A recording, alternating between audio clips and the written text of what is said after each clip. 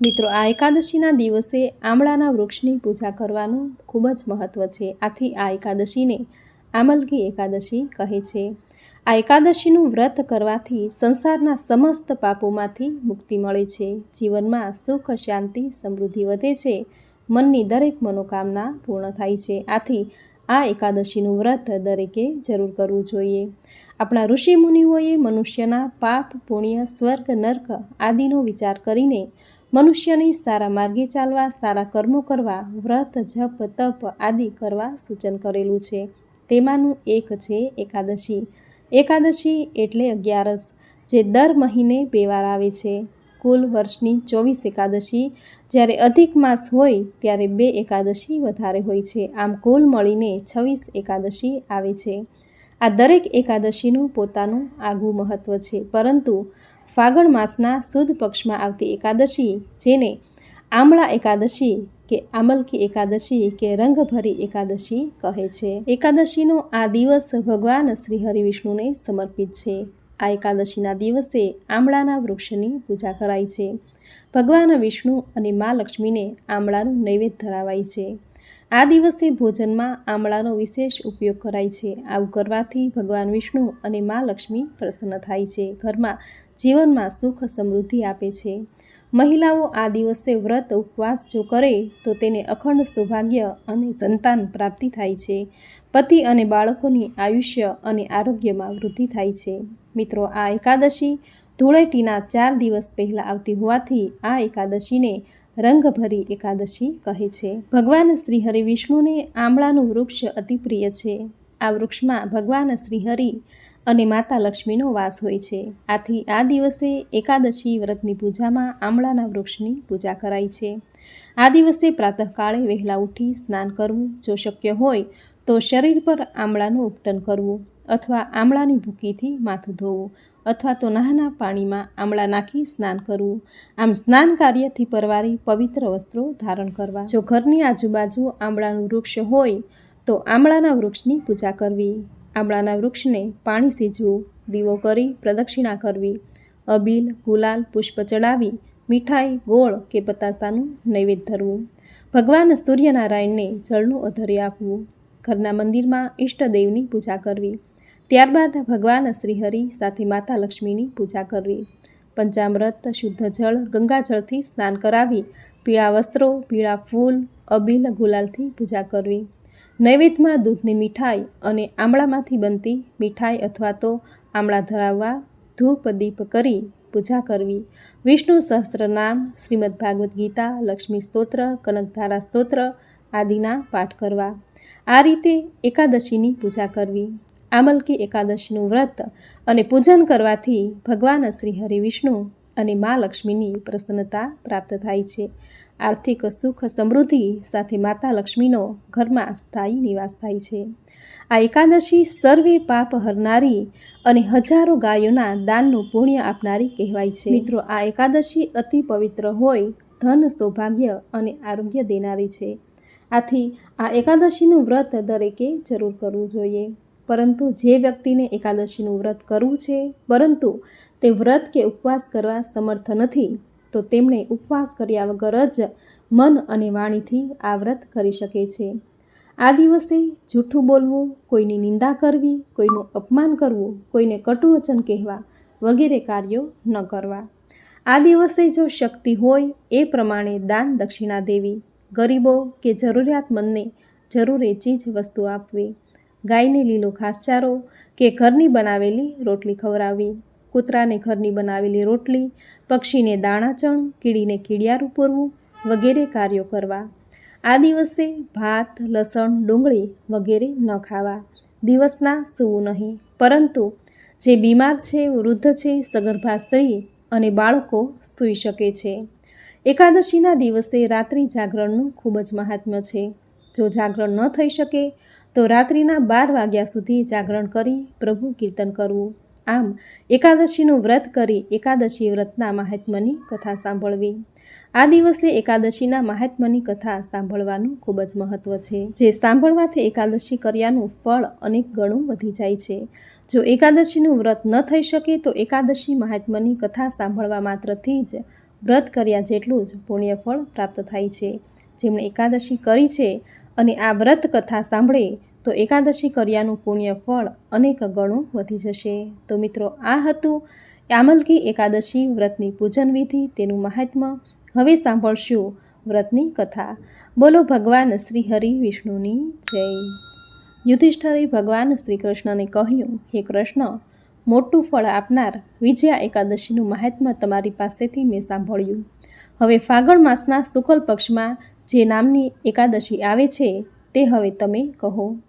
ત્યારે ભગવાન શ્રી કૃષ્ણે કહ્યું, હે યુધિષ્ઠિર, આ એકાદશીને આમલકી એકાદશી કહે છે, જેનું વ્રત કરવાથી વિષ્ણુ લોકની પ્રાપ્તિ થાય છે.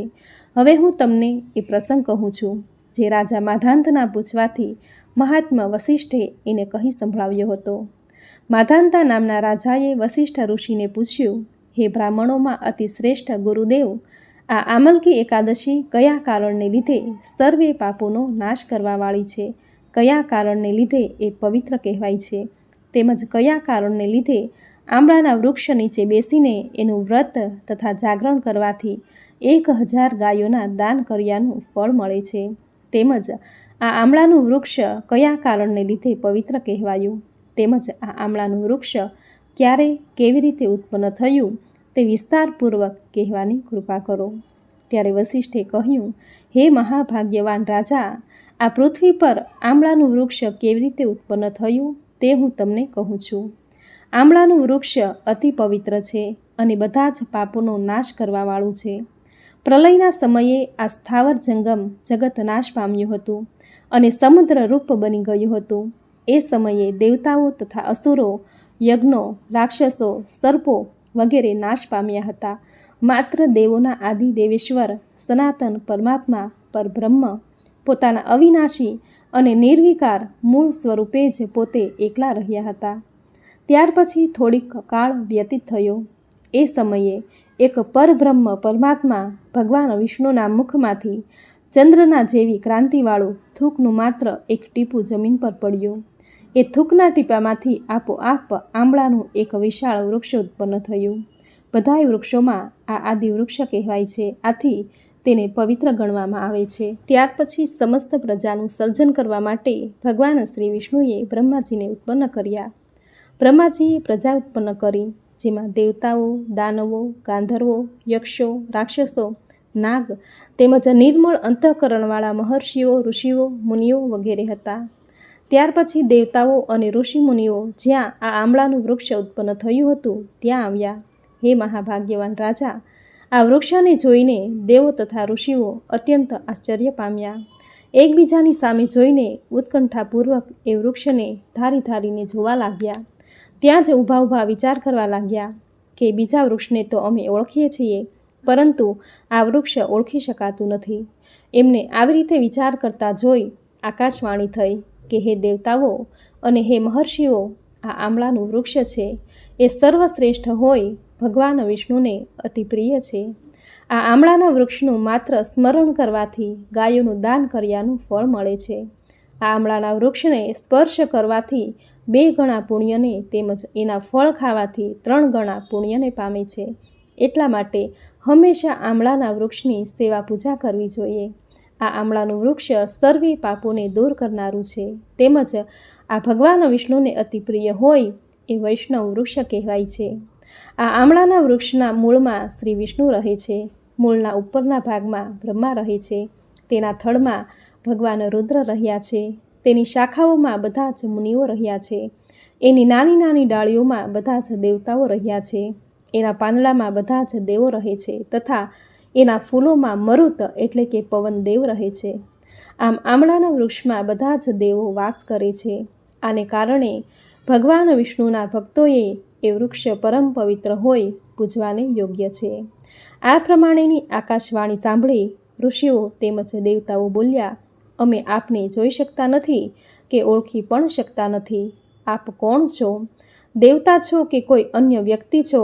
આપ અમને સાચે સાચું કહો. અને ફરી આકાશવાણી થઈ, જે સર્વ પ્રાણી પદાર્થોના કર્તા છે, સર્વ ભુવનોના જે સૃષ્ટા છે, છતાં વિદ્વાન પુરુષોનું પણ જેમનું દર્શન કરવું મુશ્કેલ છે, તે જ હું સનાતન વિષ્ણુ છું. દેવોના દેવ ભગવાન વિષ્ણુનું આવું કહેવું સાંભળીને બ્રહ્માના પુત્રો દેવો અને મહર્ષિઓના નેત્રો આશ્ચર્યથી ચકિત થઈ ઉઠ્યા.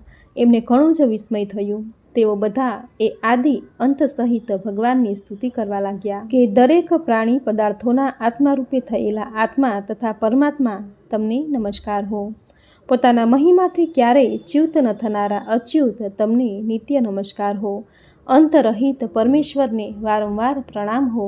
તેમજ દામોદર કવિ તથા યક્ષેશ્વર તમને નમસ્કાર હો. આ પ્રમાણે દેવો અને મહર્ષિઓએ સ્તુતિ કરી. ત્યારે ભગવાન વિષ્ણુ પ્રસન્ન થયા અને બોલ્યા કે હું તમને કયું વરદાન આપું? દેવો અને મહર્ષિઓએ કહ્યું, હે ભગવાન, જો આપ સંતુષ્ટ થયા હોય તો અમારા હિતને માટે કોઈ એવું વ્રત બતાવો કે જે કરવાથી સ્વર્ગ અને મોક્ષ મળે.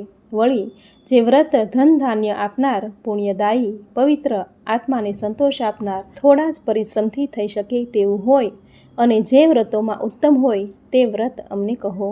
ત્યારે ભગવાન વિષ્ણુ બોલ્યા, હે દેવો, હે મહર્ષિઓ, ફાગણ મહિનાના શુક્લ પક્ષમાં જે 12 પુષ્ય નક્ષત્રથી યુક્ત હોય તે 12 યુક્ત એકાદશી મહાપુણ્યદાયી હોય, મોટા મોટા પાપોનો નાશ કરનારી છે. હે ઉત્તમ બ્રાહ્મણો, એમાં જે વિશેષ કર્તવ્ય કરવાનું હોય છે તે તમે સાંભળો. જે સ્થળે આમળાનું વૃક્ષ હોય તે સ્થળે જઈને મનુષ્ય એ 12 યુક્ત એકાદશીના વ્રતનું જાગરણ અવશ્ય કરવું. એથી વ્રત કરનાર મનુષ્ય બધા જ પાપોમાંથી છૂટી જાય છે અને 1000 ગાયોનું દાન કર્યાનું ફળ મળે છે. હે બ્રાહ્મણો, વ્રતોમાં ઉત્તમ આ વ્રત મેં તમને કહ્યું છે, કારણ કે એ પુષ્ય નક્ષત્રયુક્ત 12 તિથિયુક્ત એકાદશીનું વ્રત કરી જે ભગવાન વિષ્ણુનું ભક્તિપૂર્વક પૂજન કરે છે એ સઘળા જ પાપોમાંથી મુક્ત થઈ વિષ્ણુ લોકમાં જાય છે. દેવો તથા મહર્ષિઓએ પૂછ્યું, હે ભગવાન, એ વ્રતની વિધિ તમે અમને કહો. કઈ વિધિથી એ વ્રત પરિપૂર્ણ થાય છે? એ વ્રતની વિધિમાં કયા મંત્રો બોલાય છે? કયા નમસ્કારો કરવાના હોય છે? અને એ વ્રતમાં કયા દેવતાની પૂજા કરવામાં આવે છે? વળી એ વ્રતોમાં કયા પ્રકારે દાન દેવાય છે? કયા પ્રકારે સ્નાન કરાય છે? પૂજનની કઈ વિધિ છે? તેમજ પૂજા મંત્ર અને અધર્ય મંત્ર કયા કયા છે તે તમે અમને કહો. ભગવાન વિષ્ણુ બોલ્યા, હે ઉત્તમ બ્રાહ્મણો, જે વ્રતની ઉત્તમ વિધિ છે તેને તમે બરાબર ધ્યાનથી સાંભળો. એ પુષ્ય નક્ષત્રવાળી 12 યુક્ત એકાદશીની તિથિએ પ્રાતઃકાળે વહેલા ઉઠી દાંતણ કર્યા પછી આ પ્રમાણે સંકલ્પ કરવો કે હે કમળની પાંખડીઓ જેવા નેત્રોવાળા અચ્યુત ભગવાન, હું એકાદશીના વ્રતે નિમિત્તે ઉપવાસ કરીને બીજે દિવસે ભોજન કરીશ. તમે મને શરણમાં લ્યો. આવો નિયમ લીધા પછી પતિત, ચોર, પાખંડી, દુરાચારી, મર્યાદાને તોડનારા તથા ગુરુપત્ની સાથે વ્યભિચાર કરનારા લોકો સાથે બોલવું નહીં. તેમજ મનુષ્ય પોતાના મનને કાબૂમાં રાખવું. ત્યાર પછી કોઈ નદી પર, તળાવ પર, કૂવા પર કે ઘરે જ સ્નાન કરવું. સ્નાન કર્યા પછી આ મંત્ર બોલવો કે હે વસુંધરા, તું ઘોડાના પગથી ખૂંદાયેલી છે, રથના પૈડા વડે પીસાયેલી છે, તેમજ વિષ્ણુના પગથી ખૂંદાયેલી છે. હે માટી, મેં જે કાંઈ દુષ્ટ કૃત્ય રૂપે કાંઈ પણ પાપ કર્યું હોય તેને તમે મારા શરીરે લેપાઈને દૂર કરો. ત્યાર પછી શુદ્ધ જળ વડે સ્નાન કરતી વખતે આ મંત્ર બોલવો. હે પાણી, તમે સર્વ પ્રાણી પદાર્થના જીવન છો અને તમે જ સર્વના શરીરનું રક્ષણ કરનારા છો, તેમજ સ્વદેશ તેમજ ઉદ્રભીજ જાતિના જીવોના પણ રક્ષક છો. તે બધા જ રસોના પતિ, તમને નમસ્કાર હો. આજે હું સ્નાન કરીને સર્વે તીર્થોમાં નહાયો છું, તેમજ બધા જ કુંડો, જળના, નદીઓ તેમજ દેવોએ બનાવેલા સરોવરમાં નહાયો છું. મારું આ સ્નાન ઉપર કહેલા બધા જ સ્નાનોનું ફળ આપવાવાળું થાય. વ્રત કરનારે પરશુરામની મૂર્તિ બનાવડાવી. એ મૂર્તિમાં પોતાની શક્તિ અનુસાર 1 માસો કે અડધો માસો સોનું ઉમેરવું. સ્નાન કર્યા પછી વ્રત કરનારે પોતાને ઘેર આવવું. ઘેર આવીને પૂજા તથા હોમ કરવો. ત્યાર પછી પૂજાની બધી જ સામગ્રી લઈ આમળાના વૃક્ષ પાસે જવું. ત્યાર પછી વૃક્ષની નીચેની બધી જ જમીન સરખી રીતે વાળી સાફ કરવી.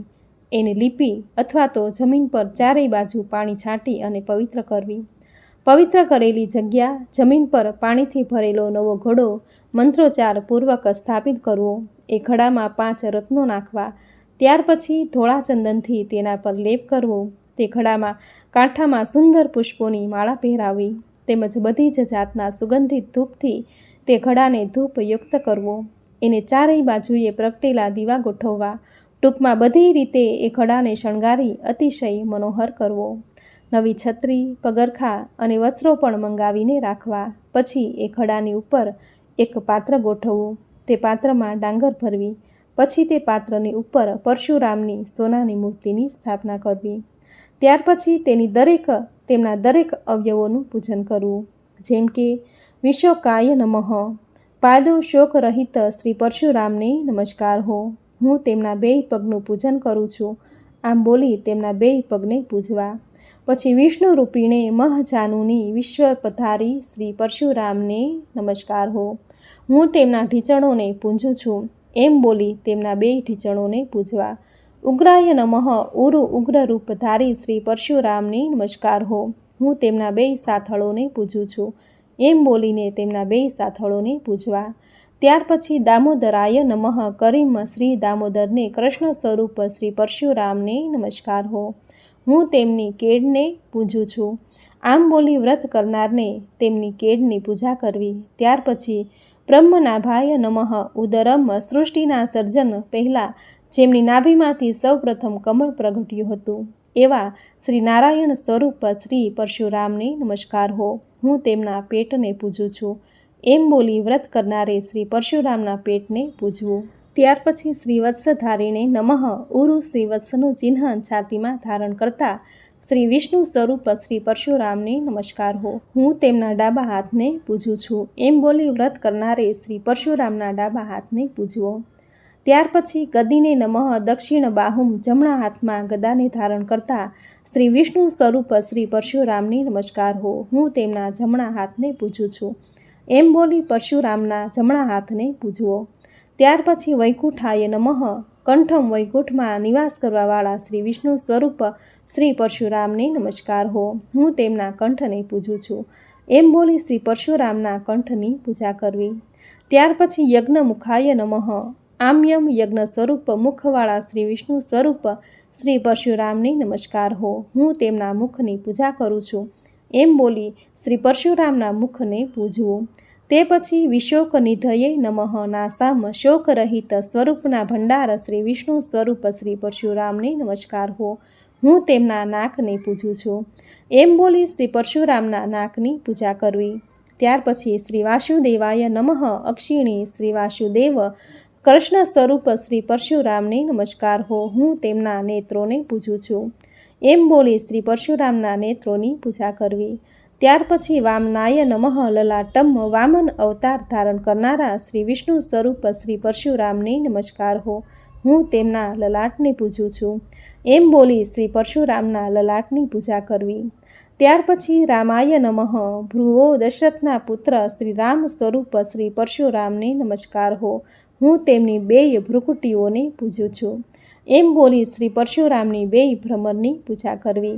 ત્યાર પછી સર્વોત્તમને નમઃ, તચ્છર્ધીશમ, સર્વેના આત્મારૂપ શ્રી પરશુરામને નમસ્કાર હો, હું તેમના મસ્તકને પૂજું છું, એમ બોલી સર્વના આત્મારૂપ શ્રી પરશુરામના મસ્તકને પૂજવું. આ પ્રમાણેના મંત્રોચ્ચાર કરી વ્રત કરનારે શ્રી પરશુરામના પ્રત્યેક અવયવની પૂજા કરવી. ત્યાર પછી શુદ્ધ ફળો અર્પણ કરતા બોલવું કે હે દેવાધિદેવ શ્રી પરશુરામ, હું આપને ભક્તિયુક્ત ચિત્તથી શુદ્ધ ફળો અર્પણ કરું છું, આપ તેનો સ્વીકાર કરો. ત્યાર પછી અધર્ય પ્રદાન કરવું અને આ મંત્ર બોલવો કે હે દેવોના દેવેશ્વર પરશુરામ, તમને નમસ્કાર હો. જે જમદગ્નિના પુત્ર પરશુરામ, તમને નમસ્કાર હો. હે શ્રી હરે, આ આમળાના વૃક્ષની સાથે રહીને મેં આપેલા અધર્યનો આપ સ્વીકાર કરો. આ રીતે અધર્ય મંત્ર બોલી અને શ્રી પરશુરામને ફળો સહિત ભક્તિયુક્ત ચિત્તથી અધર્ય પ્રદાન કરવું. ત્યાર પછી આમલકી એકાદશીનું વ્રત કરનારે એ આમળાના વૃક્ષની નીચે જ જાગરણ કરવું. જાગરણ દરમિયાન ધૂન, ભજન, કીર્તન વગેરેનું વાજિંત્રો સહિત આયોજન કરવું. આ ઉપરાંત ધાર્મિક કથા, આખ્યાનો વગેરે વાંચવા, અગર સાંભળવા. આ ઉપરાંત ભગવાન શ્રી વિષ્ણુને લગતા આખ્યાનો, કથા, વાર્તા વગેરે વાંચીને કે સાંભળીને રાત પસાર કરવી. આ પ્રમાણે આખી રાતનું જાગરણ કરીને વહેલી સવારે ભગવાન શ્રી વિષ્ણુનું નામ ઉચ્ચારતા આમળાના વૃક્ષની 108 અથવા 28 પ્રદક્ષિણા કરવી. ત્યાર પછી ભગવાન શ્રી વિષ્ણુની આરતી ઉતારવી, ત્યાર પછી પૂજા કરાવનાર બ્રાહ્મણનું પૂજન કરવું, પછી શ્રી પરશુરામની પૂજા અધર્ય વગેરે માટે લાવેલી સામગ્રી બ્રાહ્મણને અર્પણ કરવી. આ ઉપરાંત વ્રત કરાવનાર બ્રાહ્મણને તે સ્થાપન કરેલો ઘડો, ઘડામાં જે રાખ્યું હોય તે બધું જ, નવી છત્રી, પગરખાં, વસ્ત્રો વગેરે જે ઘડાની નજીક મૂક્યું હોય તે અને શ્રી પરશુરામની મૂર્તિ સહિત બધું જ એ પૂજા કરાવનાર બ્રાહ્મણને આપી દેવું. અને એ વખતે આ મંત્ર બોલવો કે શ્રી પરશુરામ સ્વરૂપે કેશવ ભગવાન શ્રી વિષ્ણુ મારી ઉપર તમે પ્રસન્ન થાવ. ત્યાર પછી એ વ્રત જાગરણ કર્યા પછી પેલા આંબળાના વૃક્ષને સ્પર્શ કરી અવશ્ય પ્રદક્ષિણા કરવી. પછી વ્રતની સમાપ્તિ નિમિત્તે વિધિથી સ્નાન કરી પ્રથમ બ્રાહ્મણોને જમાડવા અને પછી પોતાના કુટુંબીજનો તેમજ સગા સંબંધીઓ સાથે પોતે પણ ભોજન કરવું. આમ આ પ્રમાણે વિધિથી જેણે આમલકી એકાદશીનું વ્રત કર્યું હોય અને એનાથી જે પુણ્ય પ્રાપ્ત થાય છે તે સર્વે હવે હું તમને કહું છું તે તમે સાંભળો. આ વ્રત કરવાથી બધાય તીર્થોમાં સ્નાન દર્શન કરવાથી જે પુણ્ય મળે તેમજ દરેક પ્રકારના દાનો કરવાથી જે પુણ્ય મળે, બધા જ યજ્ઞો કરવાથી જે પુણ્ય મળે તેનાથી પણ વધારે પુણ્ય આ આમલકી એકાદશીનું વ્રત, ઉપવાસ, જાગરણ, પૂજા વગેરે કરવાથી પ્રાપ્ત થાય છે. બધાય વ્રતોમાં જે આ ઉત્તમ વ્રત છે તે મેં તમને કહ્યું છે. એમ કહી ભગવાન વિષ્ણુ ત્યાંથી અંતર્ધ્યાન થઈ ગયા. વસિષ્ઠે કહ્યું, હે માધાંતા, ત્યાર પછી બધા જ દેવોએ અને બધા મહર્ષિઓએ આ વ્રત કર્યું અને તમારે પણ આ આમલકી એકાદશીનું વ્રત જરૂર કરવું જોઈએ. આ સાંભળી માધાંતા વસિષ્ઠ ઋષિને કહ્યું કે હે મહાત્મા, આપે કહેલ આ આમલકી એકાદશીનું વ્રત હું જરૂર કરીશ. હવે આ એકાદશીનું કોઈ આખ્યાન કે કોઈ કથા હોય તો કૃપા કરીને તે મને કહો. વસિષ્ઠે કહ્યું, હે મહાભાગ્યવાન રાજા, હવે તમે આમલકી એકાદશીનું આખ્યાન સાંભળો. વિદિશા નામની નગરીમાં ધર્માત્મા રાજાનો ચિત્રરથ નામનો પુત્ર હતો. તે પરોપકારી હતો. આ ઉપરાંત એ પુરાણ અને શાસ્ત્રોનો પણ સારો અભ્યાસી હતો. એ વિદિશા નગરીમાં અનેક વિદ્વાનો બ્રાહ્મણો રહેતા. રાજા અને પ્રજા બંને ધર્મનું આચરણ કરતા અને અનેક પ્રકારના વ્રત ઉપવાસ કરતા. આમ આખી નગરી સુખી હતી. એવામાં ફાગણ સુદ આમલકી એકાદશી આવી. રાજા સહિત સૌએ એ એકાદશીનું વ્રત કર્યું અને ઉપવાસ કર્યા.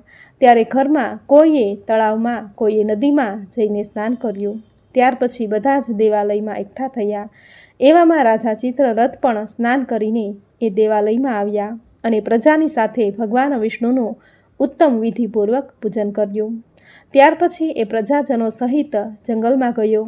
ત્યાં આવેલા આંબળાના વૃક્ષની પણ એણે પૂજા કરી. પછી પ્રાર્થના કરી અને કહ્યું કે હે ભગવાન વિષ્ણુ, આંબળાના વૃક્ષમાં આપ નિવાસ કરો છો, અમે આપને નમસ્કાર કરીએ છીએ. પછી પાણીની અંજલિ આપતા બોલ્યા કે હે ધાત્રી, તું અમારા પાપોનો નાશ કરનારી છે. પછી આંબળાના વૃક્ષની પ્રદક્ષિણા કરતા બોલ્યો, હે ધાત્રી, તું બ્રહ્મ સ્વરૂપ છે, અમે તારી પ્રદક્ષિણા કરીએ છીએ. આમ કહીને રાજા ચિત્રરથે અને પ્રજાએ પ્રદક્ષિણા કરી. પછી રાત્રિનું જાગરણ પણ એ આંબળાના વૃક્ષ નીચે જ કર્યું. એટલામાં જંગલી પ્રાણીઓની હત્યા કરીને પોતાના કુટુંબનું ભરણ પોષણ કરનાર એક પારધી ત્યાં આવ્યો. આંબળાના વૃક્ષની આજુબાજુની જમીન સ્વચ્છ થયેલી જોઈ ઉપરાંત આંબળાના વૃક્ષના થડ પાસે અનેક દીવા સળગતા જોયા.